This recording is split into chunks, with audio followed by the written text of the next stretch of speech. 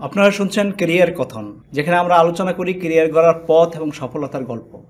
আজকের পর্বে থাকছে ক্যারিয়ার শুরু করার আগে কিভাবে প্রস্তুতি নেবেন।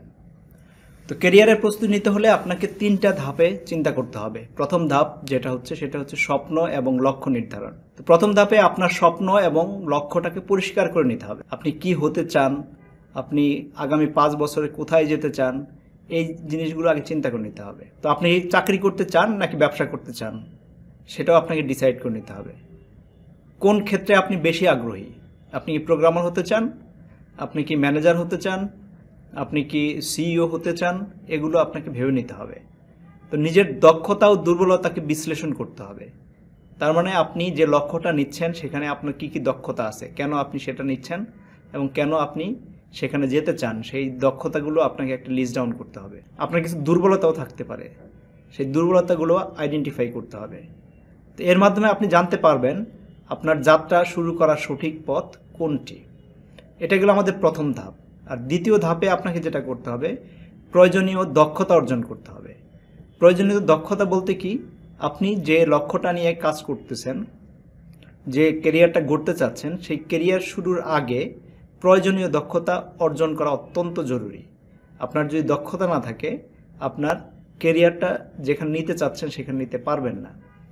তো আজকের চাকরির বাজারের যোগাযোগের দক্ষতা, প্রযুক্তিগত দক্ষতা এবং সমস্যা সমাধান দক্ষতাগুলো খুবই গুরুত্বপূর্ণ। তাহলে আপনার কমিউনিকেশন স্কিল বাড়াতে হবে, আপনার টেকনিক্যাল স্কিল বাড়াতে হবে এবং সমস্যা মানে প্রবলেম সলভিংয়ের দক্ষতাগুলো বাড়াতে হবে। এখন এগুলো কীভাবে বাড়াবেন? আপনি অনলাইন কোর্স করতে পারেন, যেমন ধরেন ট্যালেন্ট ল্যান্স হাব। এখানে গিয়ে আপনি বিভিন্ন কোর্স পাবেন, বাংলাতেই পাবেন। আপনি আপনার প্রয়োজনীয় কোর্সগুলো করে নিতে পারেন এখান থেকে। আরেকটা করতে পারেন ইন্টার্নশিপ। তো বিশেষত অনেকেই চায় যে ইন্টার্নশিপ বড় কোনো কোম্পানিতে করার জন্য। তো আমার যেটা বক্তব্য সেটা হচ্ছে ইন্টার্নশিপ সবসময় করবেন ছোট কোম্পানিতে, কারণ সেখানে আপনি প্রচুর কাজ করার অভিজ্ঞতা নিতে পারবেন। বড় কোম্পানিতে আপনার স্পেসিফিক একটা কাজ দিয়ে বসায় রাখবে, অনেক সময় কাজ দিবে না, আপনাকে হেল্প করবে না। কিন্তু ছোট কোম্পানিগুলো আপনাকে ব্যবহার করার জন্য বিভিন্ন ধরনের কাজ দিবে। তো এই কাজ থেকে আপনি অনেক কিছু শিখতে পারবেন। এবং ইন্টার্নশিপ ওইগুলোই নেবেন যেটা আপনার লক্ষ্যর সাথে যুক্ত বা লক্ষ্যকে পরিপূর্ণ করবে। স্বেচ্ছাসেবামূলক যে কাজগুলো আছে সেগুলো নিতে পারেন। যোগাযোগের দক্ষতা বৃদ্ধির জন্য স্বেচ্ছাসেবামূলক কাজ, যেমন ইভেন্ট অর্গানাইজ করা। আপনি স্টুডেন্ট অবস্থায় বিভিন্ন ইভেন্টের অর্গানাইজার হতে পারেন, বিভিন্ন জনের সাথে যোগাযোগ করতে পারেন। স্পন্সর নিতে গেলে আপনাকে যোগাযোগ করতে হবে, তাহলে আপনার যোগাযোগের দক্ষতা এখান থেকে শিখে নিতে পারবেন। তো এখানে আমরা যেটা বলছিলাম ট্যালেন্ট ল্যান্স হাব, এই ওয়েবসাইটে গেলে আপনি কি কি দক্ষতা আপনার প্রয়োজন পড়বে সেটা কিন্তু অ্যানালাইসিস করতে পারবেন। এই সাইটটা কিন্তু এআই নির্ভর। তো এখানে আপনার লক্ষ্যটাকে বলে দিবেন যে আপনি সফটওয়্যার ইঞ্জিনিয়ার হতে চান।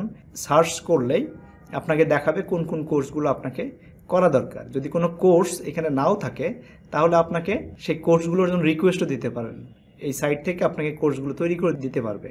তো আমরা লক্ষ্য সেট করলাম, স্বপ্নটা নিয়ে লক্ষ্য সেট করার পরে আমরা প্রয়োজনীয় দক্ষতা অর্জন করলাম, এবং এর নেক্সট হচ্ছে আপনি নেটওয়ার্কিং এবং মেন্টরশিপের জন্য চিন্তা করবেন। নেটওয়ার্কিংটা কি?